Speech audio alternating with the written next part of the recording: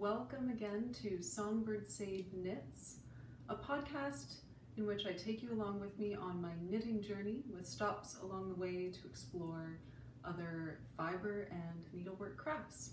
Thank you so much for joining me. My name is Mercedes and I'm coming to you from Guelph, Ontario in Canada. It is March 29th and it's been a beautiful, beautiful start to spring. We've had some very warm weather, unseasonably warm in the past week or 2 weeks. It's a little colder again now, so it's a good time to be inside. But it's been a very active and lively March, which is why I'm recording a little later than I had hoped to. I have been very busy knitting, but also very busy being outside. The garden has started to show signs of life. There's been lots of bird activity, lots of insect activity, and we've just been generally trying to be outside a little bit more and trying to get a start on some of our warmer season outdoor projects, which I might share with you in this video or possibly in the next. But for today I do have a lot of knitting to show you, and before we get into the knitting, you can find me on Ravelry as Songbird Sade Knits, and I do try to post most of my projects there. There's kind of a backlog of things over the years that I never posted or didn't take notes on, but I at least try to post pictures. You can also find me on Instagram as Songbird Sade, and on Instagram I do stick to mostly knitting related posts, but I do share other aspects of my life, mostly outdoor things.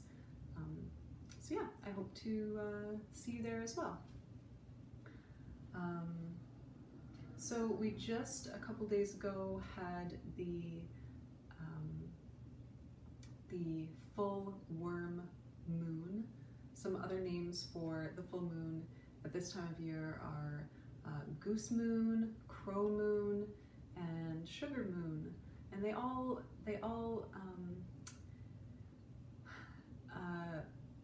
indicate signs of spring. And the worm moon this year in particular was a very good name for the moon, because we did have such a warm March.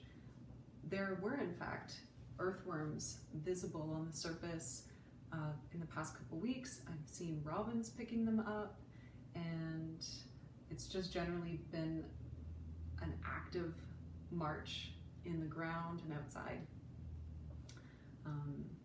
So that's the kind of weather we're having here in Guelph, and I find this kind of weather gives me a lot of energy, and I sort of come out of February with all these ideas, a lot of creativity happening, and then when the weather turns warm, I just need to do things. I need to be very physically active. So some of my ideas have been put on hold a little bit because there's been other projects that I just need to get into and need to get started because they are seasonal projects, and they're not the kind of things that require sitting down and thinking too much. So that's what I've been doing. However, I have been knitting, and since the last video, because it has been quite a while, I have finished quite a few things. So the first thing I want to show you is this lovely Icelandic Lopi that I knit for my partner. He was complaining about being cold all winter, and we did have a cold winter. And he has a great Aran Island sweater that we got in Ireland, but it is made of merino wool, which isn't the warmest kind of wool. It's great for a cusp season, or if it's in a thinner garment, it's great even in the warm season, because it kind of can keep you warm and cool. It really is good at temperature regulation, but in terms of a big cozy winter sweater, merino wool isn't the best. So I knew that he needed an Icelandic Lopi. So I made him one. These are pretty quick to knit. So I was very pleased with that. I think in the last video I had finished it, but I was blocking it. So this is the finished piece having been blocked. And speaking of full moon names, I named this one Wolf Moon because I finished it in the Wolf Moon cycle. And also I feel that the colors really matched that time of year. Very cold, crisp, clear, lots of blue in the sky, lots of white. We had tons of snow this winter. So it really reminds me of that time of year. And he looks really good in cool colors. So it suits him well. He wears it almost every day. I didn't really do anything fancy with this. I did do a rolled neck, which you can see. I find that just a bit more of a modern look. And what else? I added short rows all the way along the back of the yoke. And I put them in the colorwork section. I've had a bad experience with putting them below the colorwork section. It tends to make the back poof out. And sometimes it blocks out, and then I'm just not sure though if it will last after blocking, if you have to block it again, you know, after so many wears. I'm not really sure, I haven't tested that. So I decided to put it in the colorwork section so it is visible. However, it fits him really well. With him, I wanted it to be really comfortable on him. I wanted it to come up higher on the back of his neck and not come up high at all on the front. And I achieved that with these short rows. So it kind of compromises the color work on the back a little bit. And because I carried it around the sleeve, just to the front where the armpit is, it compromises it a bit on the sleeve as well.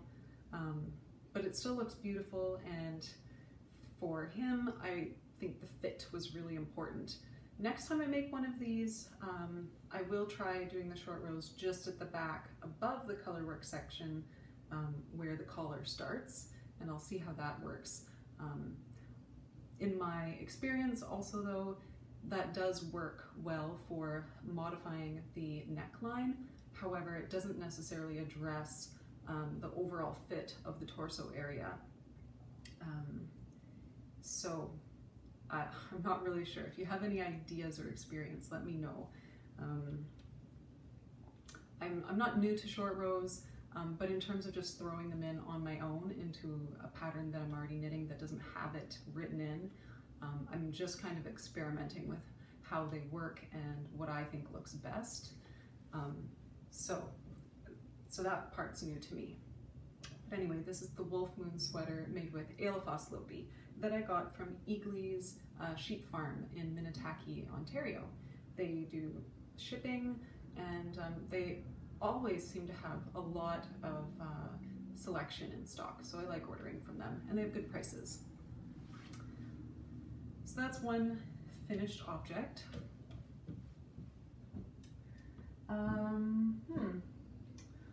I guess the next finished object is something that was in progress the last time I recorded, and it's done, and I absolutely love it. I've been wearing it a lot. It's very comfortable, and it's the Mycroft sweater by Isabell Kraemer.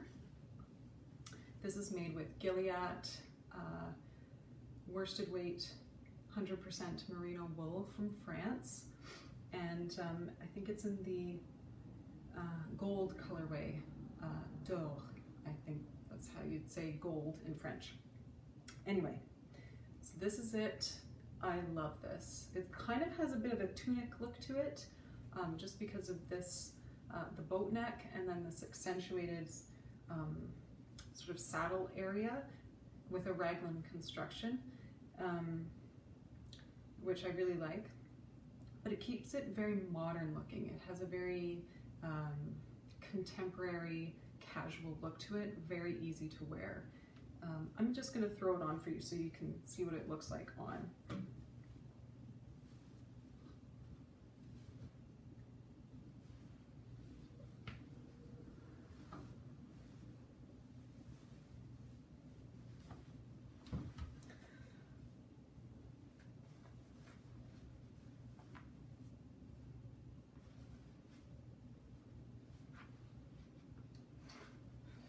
probably a bit hard to see.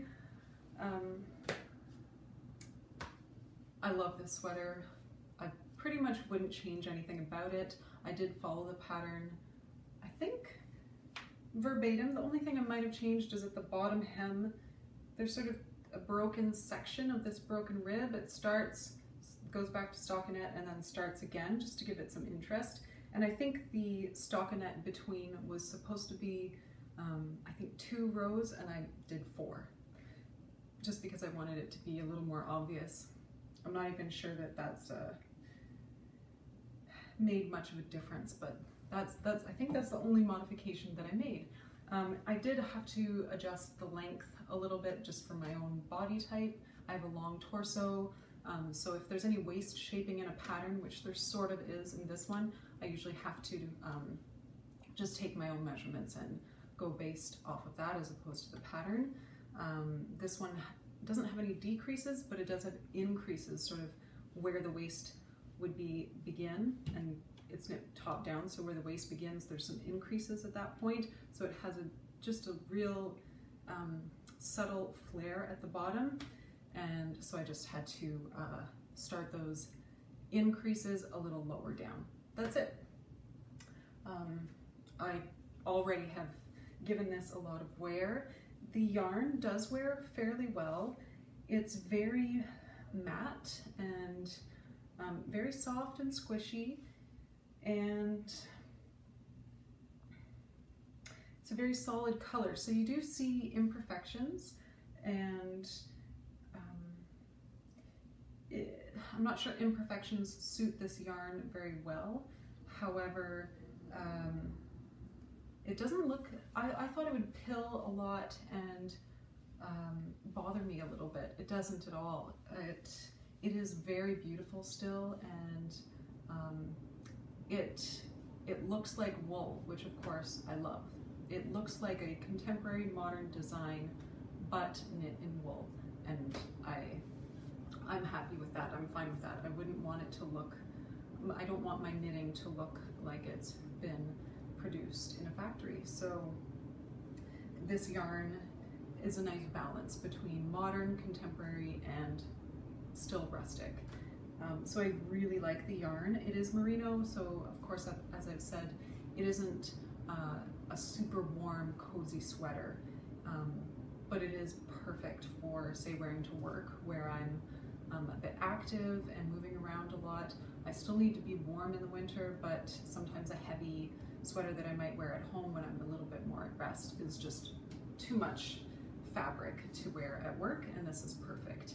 Also, this will be great in the spring and in the cusp seasons. It might even be good in the summer if I'm having a day at the beach, or say in a shady part of the forest on a bit of a cooler day, not during one of our Southern Ontario heat waves. This might actually be a perfect summertime sweater, so I'm very interested to try it out throughout the seasons. So that's my Mycroft sweater by Isabell Kraemer.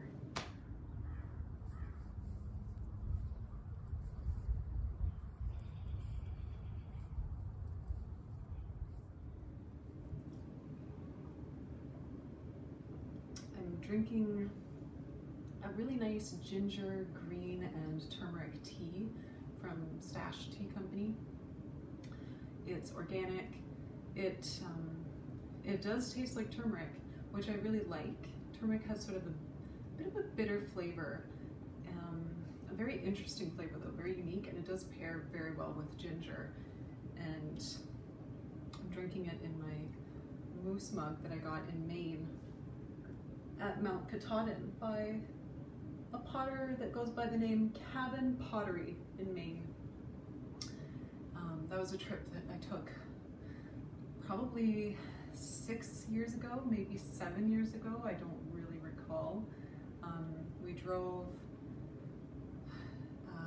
drove to a number of cities. We went to Portland and some other cities, but we also stopped at Katahdin, Mount Katahdin, which I think is the highest point in the Appalachian Mountain Range.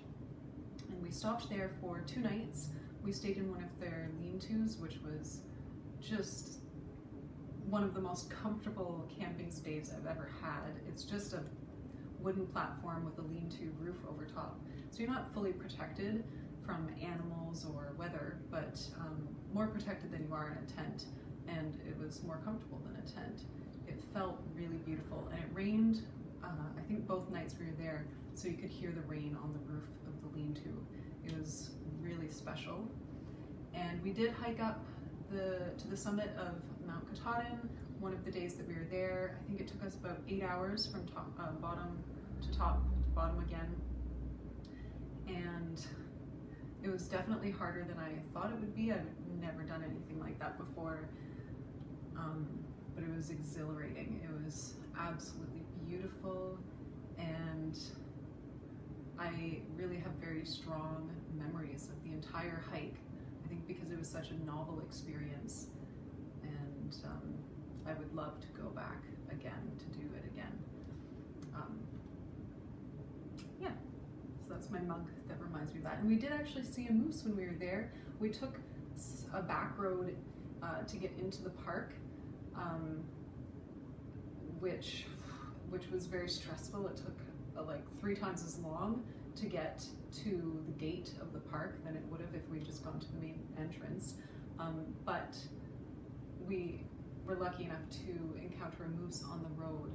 It blocked our path for about 10 minutes, but it just stood right in front of the car and was absolutely stunning to watch. So that was very special. So this moose mug reminds me of actual events that we experienced while we were there.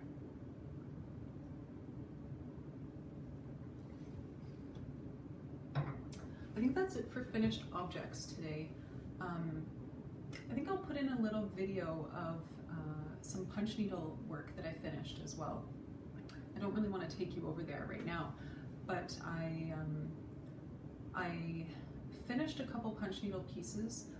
One is a cabin and landscape piece, and the other one is a green heron.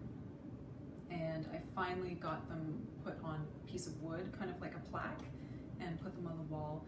I do need to do some finishing touches just because of the way I mounted it. I didn't do a perfect job of the mounting, but I'll show you what they look like anyway. They're so much fun to do. And in between knitting projects, I really like to do a punch needle project because it takes maybe a few hours start to finish. Once you have the idea and once you have found the image that you want, then you can get started, and from that point to the end, it really doesn't take very long. So it's a really fun, creative process. So I'll show you those. In terms of works in progress for knitting, I have a few things on the go.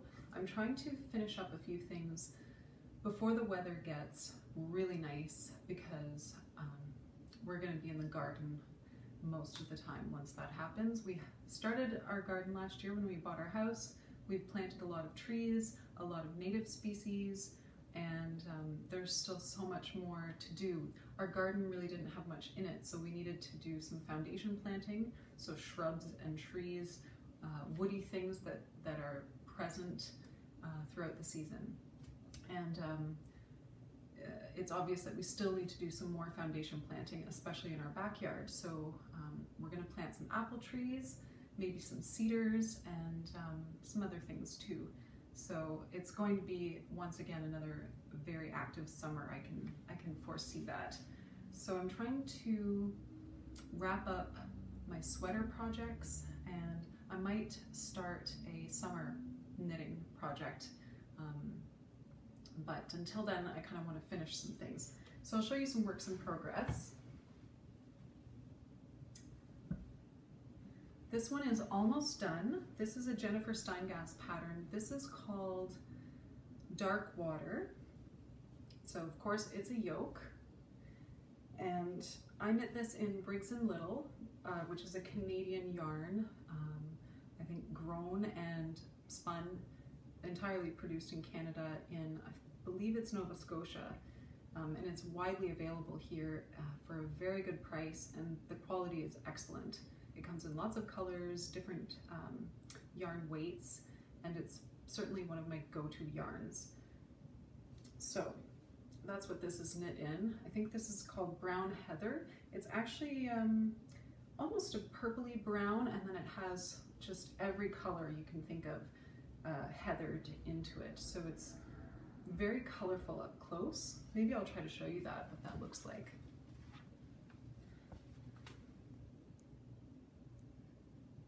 Don't know if that's visible to you. All the various speckled colors in there. And then I just used sheep's gray for the contrast color in the yoke. And I did mine cropped because in the winter time especially, I wear a lot of wool skirts, and most of them are high-waisted. I find that for me that's the most comfortable and the most flattering. So I wear a lot of high-waisted skirts, and a lot of the sweaters that look best with that are cropped typically. So I wanted another cropped sweater that I made myself that will look good with a lot of my wool skirts in the wintertime. So I made it cropped, and I've finished one sleeve here, full length sleeve, and I just need to finish the other one and then block it and it'll be done. I do have some concerns about the fit. It does fit well. The yoke is a bit tight though, where the colorwork section is, and I'm noticing that this happens now a lot. It never used to happen to me, but I am a very tight knitter in general, and I think the next colorwork yoke sweater that I make, I will have to size up in needles just for the colorwork section to help match the gauge between the stockinette and the colorwork section, because it does cinch in a little bit. When I try it on, it's most obvious, and then it kind of puffs out below that. Now, in my experience, once blocked, that might correct itself a little bit, but I think I'll take a lesson from that for next time. And yeah, I knit this at a much smaller gauge than what the pattern calls for. I used smaller needles just because I liked the fabric better, and my knitting of course is tight, so it looks a little bit different. This is actually a size E, I believe, and my actual bust size is, I think, 36, and size E is for like 48 bust size or something like that. So it's actually a much larger size, but it ends up fitting me. I'm a little concerned about the neckline, but we'll see when I block it if that works well. So that's almost done. And this is knit in a sport weight, so I think that this could also be a summertime sweater or a cusp season sweater, you know, when the weather's not super warm. It could look cute with shorts, it could look nice over top of a summer dress, so I'm excited to get that one done and hopefully get a chance to wear it before the weather gets too hot. So that's one work in progress. Another one that I have on the go that I don't think I'd started last time I did a podcast is the Hedgewitch Shawl by Natalie Redwood. And she's a Canadian designer in BC, I believe.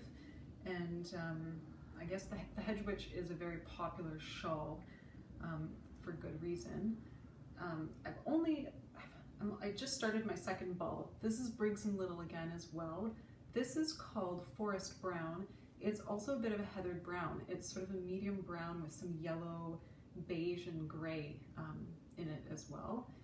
And I actually made an Aran sweater out of this, and I adore it. It's so soft, and the color is just so natural looking. I really love it. So, and I had this left over, so I'm making the shawl out of, this is the main color. And then I just bought a dark gray from Briggs & Little as the contrast color. So this will sort of form the border towards the end of the shawl, and that's what they'll look like together. Very rustic shawl, that's what it's meant to be. And I also want to finish this before the summertime because I envision wearing this camping, because it's going to be a big, thick, comfy shawl. It's made of worsted weight yarn, and I'd love to wear more of my own knits when I'm camping, because mostly I camp in the summer, most of my knits are sweaters appropriate for winter or scarves that are appropriate for winter. This I'm intending to be for all seasons, and I really hope to wear it a lot when I'm camping. I'm just going to show you the stitch. It's a very interesting stitch. I think it's a slip stitch pattern. I haven't knit on this now in a couple weeks, so I can't remember. I think there's some yarn overs and slip stitches, and it ends up with this really textured look that kind of looks like pine bark or a pine cone, or it reminds me of tiny feathers. So I'm just going to come up close so you can see what that looks like.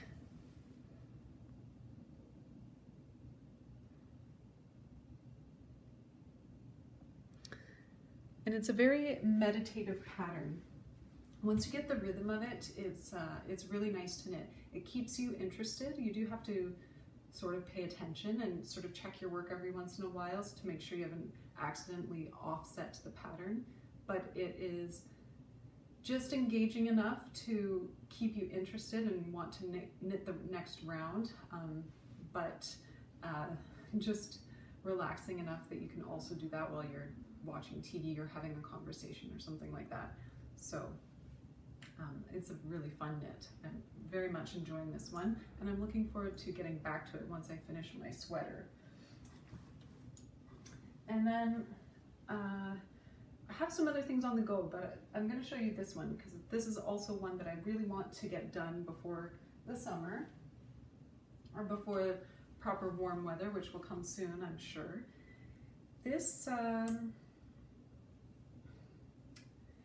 This is also going to be a scarf or shawl. It's a very wide scarf or a thin shawl, depending on how you look at it. And this is also something that I hope to wear in the warmer seasons when I'm camping or hiking, because I want it as a nice wrap that I can wrap around my head, my ears, my neck, and that I can also just throw into my bag when I'm going on a hike. And yeah, so this is kind of my own pattern, but it's based off of a number of free patterns that you can find on the internet, which are based on diagonal knitting. So the one that I used to help get me started is on Very Pink Knits, Staci Perri. She has a video tutorial for her pattern called the Sade Spring Shawl. And so I just kind of use that as my starting point. My sister actually has knit herself a scarf like this based on a free pattern called the Campfire Scarf, which is no longer available online as far as I can tell. And I've always loved her pattern. It's so simple, it's just garter stitch, but because it's a wide scarf, and if you use a wool that has a nice drape, it ends up just looking so nice. It's so easy to wear and drapes really well around the neck. So I wanted something like my sister's scarf. So I used Staci Perri's tutorial to help get me started, because I've never done diagonal knitting before. Basically, when you start, it's just this triangle at the bottom, this part, and you start at a tip right here. And then through increases on both sides, you finally get the triangle to the width of the scarf that you want. So this diagonal line will actually become, oh wait, that's not right. Yeah, that'll become the width of the scarf. I added some alpaca that I had, just like a little ball that I had left in my stash. I just wanted some luxurious yarn in there with a different texture. This is Cascade yarn, Cascade 220 non-superwash, but I wanted something really natural mixed in there. So I just added that, and then once you get to the point where it's at the width that you want the whole scarf to be, you then switch to doing increases still on one side, but decreases on the other. And then what happens is you're continuing to knit on a diagonal, but you're not widening the scarf anymore, you're growing it upwards. And so it'll end up being a long rectangular shape in the end. So Yeah, I already had this ball of yarn here, this dark forest green, that's actually heathered with almost a teal and I think a bit of a really dark green, almost a gray or a brown. I already had that I had intended for another project, a colorwork project, and I never used it. So I thought I should use up some of my stash in this project.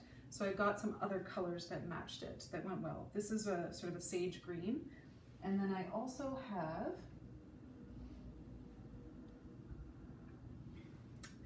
after I'm done this dark section, I'm going to add this just medium to light gray, just to add a neutral in there. And then after that, I'm going to add this medium heathered sort of rosy green. It definitely has the sage color in it. It has this color in it. It has sort of a brown, it has a rose color, and it has that teal in it as well. So it kind of ties all of the colors in this shawl together. And I'm calling it the Sagebrush Shawl. And yeah, it's very quick to knit. It's just garter stitch on both sides with a bit of a border. And as long as you mark with a stitch marker, which is the right side, it's easy, pretty easy to just knit without making mistakes. If you don't do that, I found I did make a mistake. Often I would not realize which was the right or wrong side, and then I'd have to unknit and go back. So I finally used a stitch marker to help me figure it out, and it worked. So yeah, this is my project that I'm knitting on almost every day right now, just to, when I have a little bit of time, I can get in a couple rows, and yeah, I'm really looking forward to wearing it when it's done. I think that might be it for showing you my knitting today. If you're curious, by the way, this cardigan I didn't knit. It is a hand knit sweater though. I found it at a thrift store recently. I have very few cardigans in my wardrobe. I think a lot of knitters have this problem. We tend to knit pullovers. I don't know why. So I'm trying to grow my cardigan collection, and that will be one of the next sweaters that I cast on, will be a cardigan. But I found this at the thrift store, and someone lovingly knit this sweater. There's no problems with it. It was just given away for some reason, who knows why. But if you're interested, it has a bit of a cable decoration just running along the front, and it goes all the way up with a shawl collar.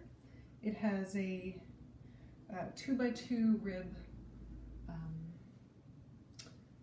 welt right here. It has pockets on either side. The sleeves are also 2x2 rib, and then it has a 2x2 rib detail just at the back, just on the shoulder level there, which is just so nice. This is absolutely, like, if I saw this pattern, I would knit this. So while I'm waiting to start my knit cardigan, I'm really happy that I found a perfect hand knit cardigan that I didn't have to wait for.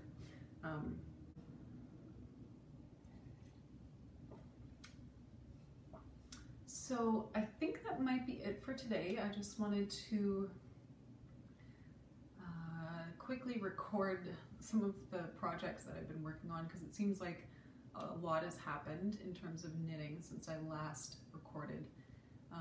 And I'm about to finish a project and embark on something else, so I should get this out to you before that happens. In case you're interested though, some of the other projects that I've been working on, or that I'm going to start working on, that are more seasonal, of course the gardening, but I've also gotten into mycology through reading a book called Entangled Lives by Merlin Sheldrake. It's very interesting, very sort of wide-ranging information on mushrooms and mycelium, but it makes good casual reading. And yeah, I decided to try cultivating mushrooms in our garden this year. So I've purchased some wine cap mycelial spawn, and I also purchased blue oyster sawdust spawn as well from a BC company, a British Columbia company. And I already received those in the mail, but I'm not quite ready to start outside yet. There's a bunch of sort of things that have to happen. For the wine caps, they can grow in the garden in a mulch bed, so in a straw or a wood chip mulch bed. The issue is we want to do that around the base of our fruit trees, but we don't get our fruit trees until May. So in the meantime, I think what I'm going to do is make a mulch bed near to where the fruit trees are going to go and spread the spawn in that bed. And then once the fruit trees go in, I will just shovel that mulch with hopefully living mycelium all throughout onto the fruit trees and sort of transplant it. So I have to figure out how I'm going to make that bed. I thought of maybe a laundry hamper, because that might actually look nice in the garden, like a wicker laundry hamper, so that I have to look for that. And then for the oyster mushrooms, they're a little more challenging, but still very easy for beginners to grow, apparently. My plan for those is to inoculate logs from a fresh tree that we just cut down. We cut down a Norway maple that was on our property. They're not native to this area, and they provide very deep shade, a little too deep for things to grow underneath, for many native plants to even grow underneath. And we already have a huge Norway maple right beside where this one was growing. So we decided to get rid of that one. You need fresh logs to inoculate to get your mycelium into. So they were cut down about 2 weeks ago, and up to say a couple months from now is when I can inoculate them. So I'm hoping to do that fairly soon. It's a little more labor intensive than the wine cap cultivation. I need to drill holes into the logs, then I need to fill those holes with the sawdust spawn. So I'll need some sort of tool, maybe a stick is good enough. I'll just have to take my time stuffing those holes, and then I have to melt some beeswax and plug those holes with melted wax. And then I stack them in a shaded area, give them a good watering, and make sure they don't dry out. And then next year they should fruit for me. So as you can see, it's quite a labor-intensive project, but I do need to get started on that pretty soon. So that will be occupying much of my time very shortly. We've put some bird nesting boxes out in the garden. My partner made those. We have a bunch of bird feeders to set up. And yeah, lots of things on the go. So in between all those things, I will be relaxing with my knitting, of course.